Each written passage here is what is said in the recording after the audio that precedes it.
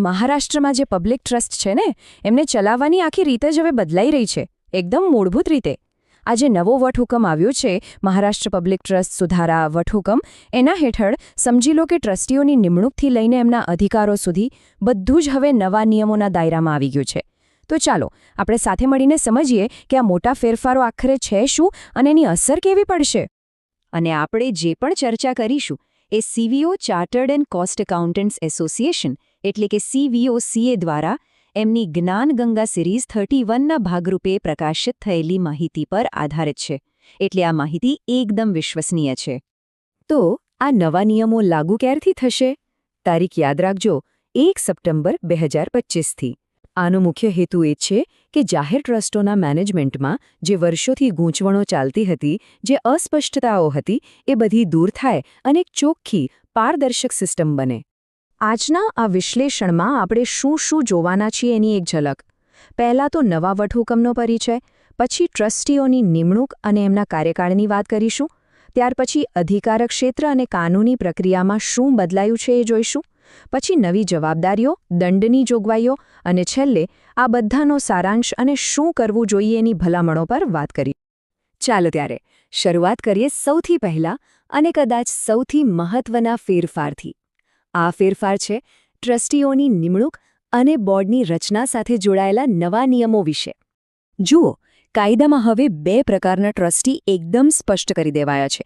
એક છે કાયમી ટ્રસ્ટીઓ, જેઓ આજીવન અથવા ટ્રસ્ટ ડીડ મુજબ સેવા આપે છે, અને બીજા છે મુદ્દતી ટ્રસ્ટીઓ, જેમની નિમણૂક એક ચોક્કસ સમયગાળા માટે જ થાય છે.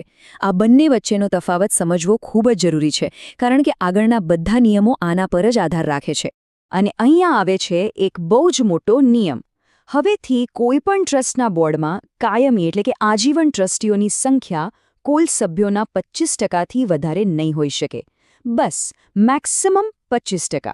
આની પાછળનો હેતુ એકદમ સ્પષ્ટ છે. સત્તા અમુક જ લોકોના હાથમાં કેન્દ્રિત થતી અટકાવવી અને નવા લોકોને નવા વિચારોને બોર્ડમાં આવવાનો મોકો આપવો. અને ધારો કે કોઈ મુદતી ટ્રસ્ટીનો કાર્યકાળ ટ્રસ્ટ ડીડમાં લખેલો જ નથી તો હવે એ આપમેળે 5 વર્ષનું જ ગણવામાં આવશે. આનો સીધો મતલબ એ છે કે ઘણા ટ્રસ્ટોએ હવે પોતાની ટ્રસ્ટ ડીડને ફરીથી તપાસીને અપડેટ કરવી પડશે. નિમણૂકના નિયમો પણ હવે કડક થઈ ગયા છે. જેમ કે કોઈને 5 વર્ષ પછી ફરીથી નિમણૂક આપવી હોય તો આખા બોર્ડની સર્વસંમતિ જોઈશે. બીજું, નવી નિમણૂક તમે ગમે ત્યારે ન કરી શકો.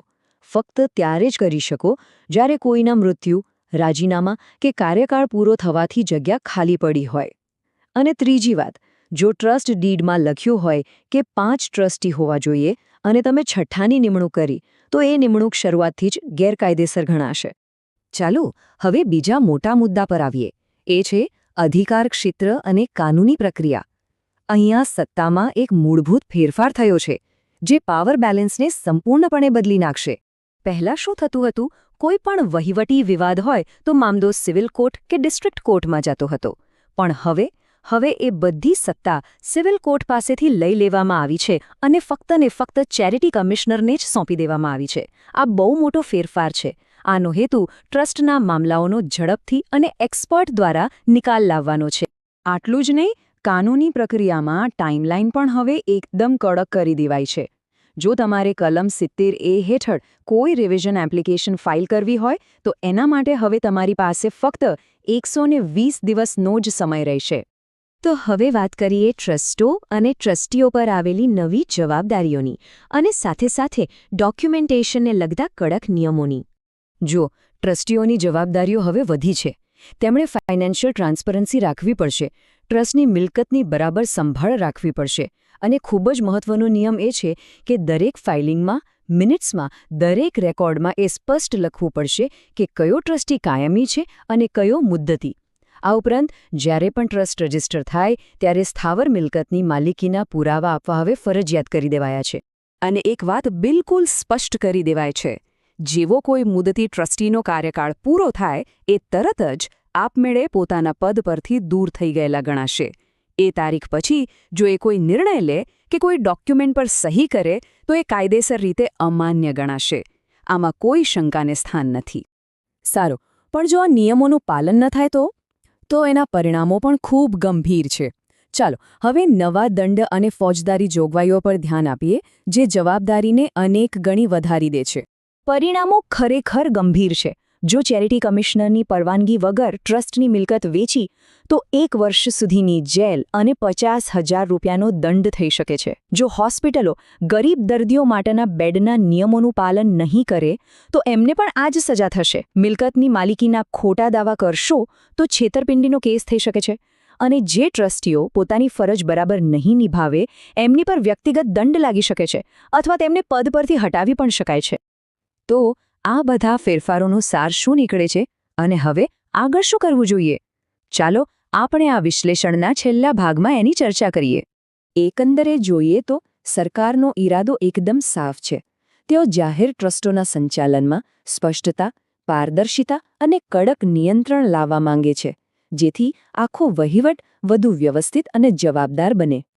આ બધા ફેરફારોને ધ્યાનમાં રાખીને CVOCએ એકદમ સ્પષ્ટ ભલામણ કરે છે.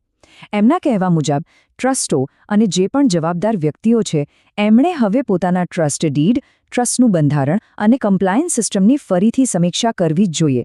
અને હા, સમયસર યોગ્ય માર્ગદર્શન અને જરૂરી પગલાં લેવા માટે કોઈ સારા કાનૂની સલાહકાર કે પછી ચાર્ટર્ડ એકાઉન્ટન્ટનો સંપર્ક કરવો ખૂબ જ સલાહભર્યું છે. આ બધી માહિતી પછી અંતે એક જ અને સૌથી મહત્વનો સવાલ ઊભો થાય છે કે શું મહારાષ્ટ્રના જાહેર ટ્રસ્ટો આ નવા અને કડક ફેરફારો માટે ખરેખર તૈયાર છે?